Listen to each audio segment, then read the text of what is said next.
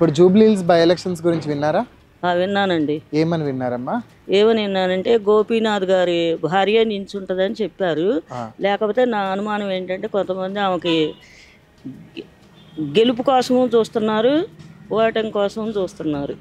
లేకపోతే నా విధానం ఏంటంటే గోపీనాథ్ గారు ఇక్కడ శేర్లింగంపల్లి కొంచెం పేరు వచ్చింది. దానివల్ల నేను చెప్పబోయేది ఏంటంటే సునీత్ గారే గెలుస్తారు. ఎందుకమ్మా అంత నమ్మకం ఏంటండి? నా ఆత్మ నమ్మకం. అమ్మ, మాగంటి గోపీనాథ్ గారు బతికున్నప్పుడు ఆయన గిఫ్ట్స్ ఇచ్చేవారని, అందరికి బతుకమ్మ చీరలు ఇచ్చేవారని విన్నాను. నిజమా? ఇచ్చారండి, నిజమే. మీ బంధువర్గాల్లో అందరికి వచ్చాయా? మా ఫ్రెండ్స్, మీ ఫ్రెండ్స్కి అందరికి వచ్చాయి.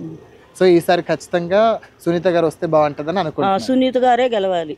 ఏంటంటే ఆయన యాల్వి అనేది ఆ భార్యకి విలువ అనేది ఆమెకు రావాలి.